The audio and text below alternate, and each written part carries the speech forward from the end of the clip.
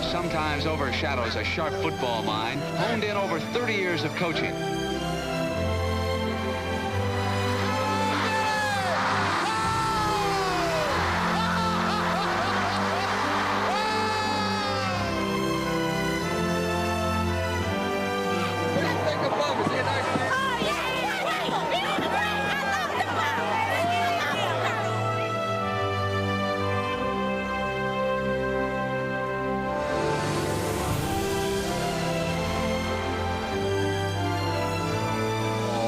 Those Patriots can be taken by the order cannonball.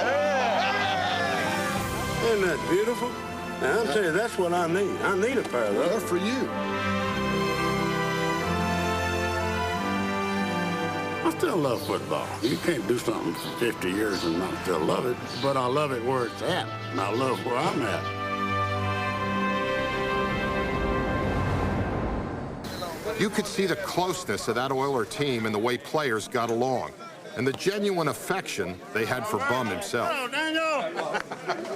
Bum coached 6 years with the Oilers, then finished his NFL career with 5 seasons in New Orleans. Your job as a coach is to get that mediocre player to play average, the average player to play good, and the good player to play great. If you do that, then you're going to be successful in coaching. And if you don't do that, you are not to be in coaching. So what's the Houston Oilers are the surprise story of '75, and the man behind their success is a Texas cowpoke named O.A. Bum Phillips. After 18 years as an assistant, Phillips now walks the sidelines. From the very start, every story about Bum and the Oilers had to have a Western theme. Bum Phillips taught his men how to dance every dance and hold on to the rope.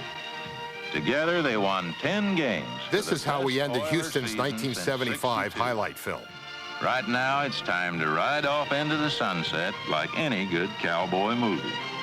But next year, the whole team's gonna be back, and I got a feeling that you ain't seen nothing yet. In 1978, Bum invited our crews to the Oilers training camp in San Angelo, Texas. Right away, our cameras were fixed on the gigantic thighs of rookie Earl Campbell. We had never seen pulling guard legs on a tailback before, and we were amazed by his speed. The one thing everyone looked forward to were the parties each Friday night. There would be live entertainment, plenty of pizza, and enough domino and card games to fill a riverboat casino. And attendance wasn't limited to Oilers personnel. Bum would invite his domino-playing buddies and other friends like oil well firefighter Red Adair to join in. And these guys fit right in with the players, and sometimes it seemed more like a family reunion than a training camp. You expect a guy to give something really extra. Now, you've got to give something extra, and friendship's an easy thing to give. If you're not willing to give friendship, you ought not to be in it. Bum seemed more interested in installing camaraderie than the I formation. That family atmosphere carried over into the regular season, especially on Saturdays when practice resembled a company picnic. You wouldn't expect such a relaxed atmosphere less than 24 hours before kickoff, but Bum had his reasons. I never figured he was going to get a whole lot done on Saturday as far as inventing something. And if you know you're not going to accomplish a whole lot, you might as well make it a friendly atmosphere. But it gave them a chance to visit as a family and meet different people. And I've always believed that you've got to play as a team. And that, to me, gave me an extra something to make them be a team.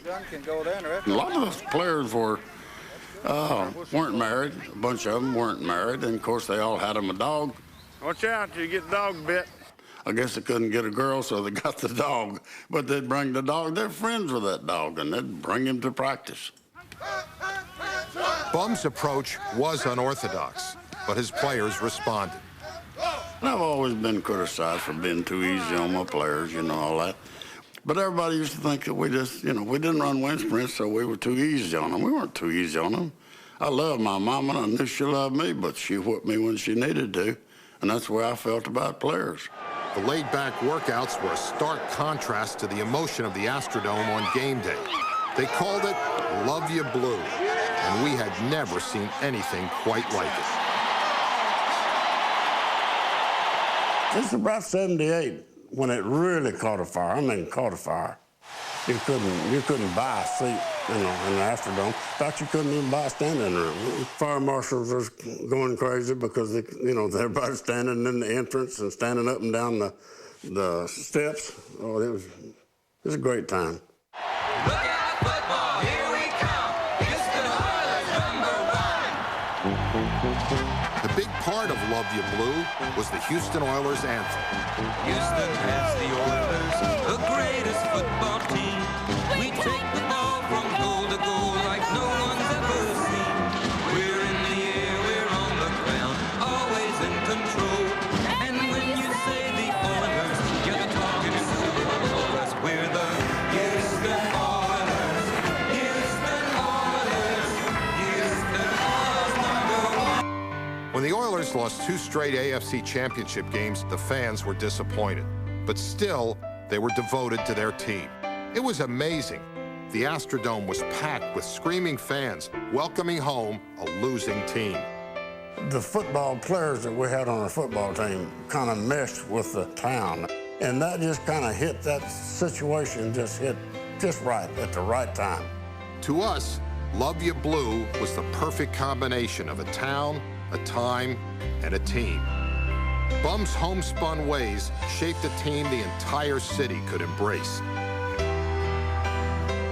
And at the center of it all was the coach. Only no one called him that. To them, he was just Bum. And maybe that's what Houston loved most of all. This is the soundbite everyone remembers.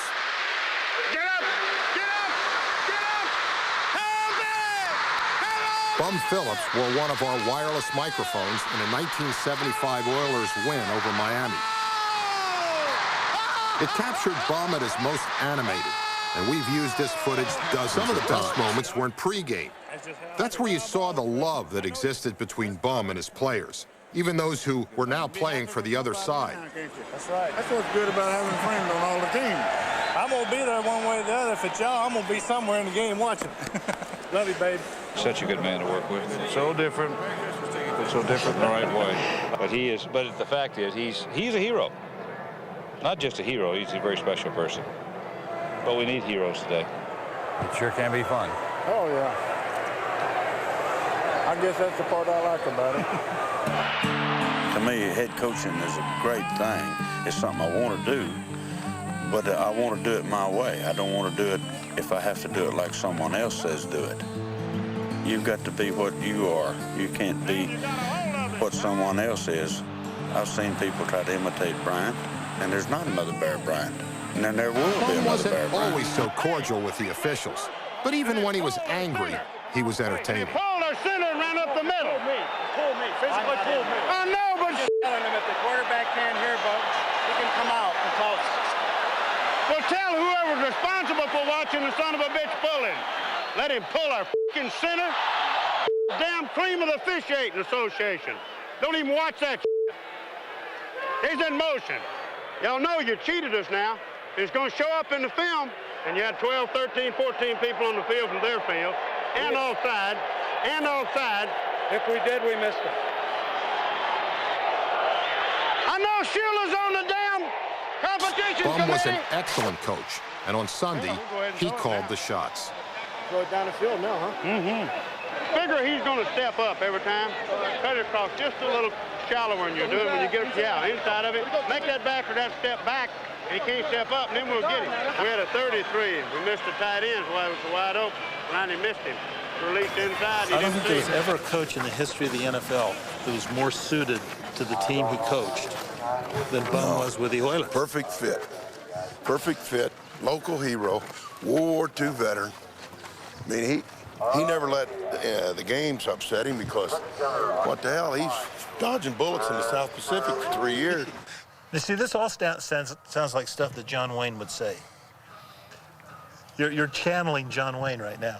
You think so? Yeah, I think you are. I think a lot of it's what Bum would say. You know what? That's true. Yeah. I mean, he said a lot of those things. Every man get a man, every good man get two. Yeah. Good times and hard work go together. Hard work comes first. While his teams in Houston, most of the Oilers were loyal to Bum. But management began to feel he was too close to his players.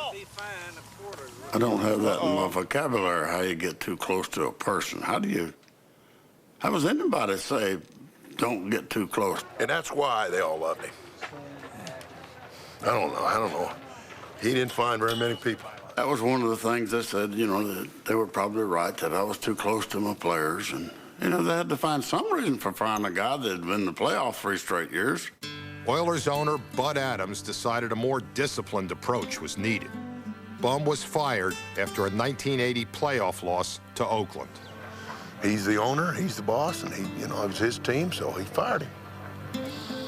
But it was a sad day, and it was a sad day for those people down there too. Yeah, because But let me tell you something. They can't ever take all that.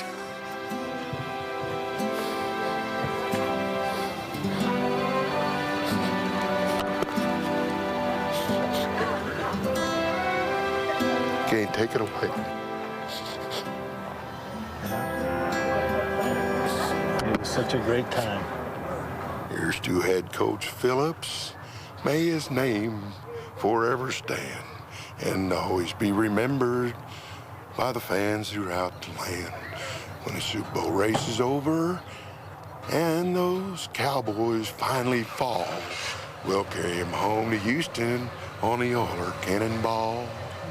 Now listen to the blocking, rambling, and the roar as it glides along the hash marks to the sidelines, then the score. From the fancy Passandago to the Tyler bowling ball, those Cowboys can be taken by the Oiler cannonball. That's it. Twice, Bum Phillips brought the Oilers into Pittsburgh, 1 game away from the Super Bowl. And twice, they ran headlong into the Steelers' championship buzzsaw. Still, these division rivals met 2 and sometimes 3 times a year, and the Oilers more than held their own. This became a heated rivalry, but the games were never dirty. I remember one game in the Astrodome where it seemed like a dozen players went down with injuries. Both teams lost their starting quarterbacks. Even an official got hurt. Pittsburgh had to go with a safety named Tony Dungy at quarterback. The results were predictable. I wonder if now, as a head coach, Dungy would put one of his players in the same predicament.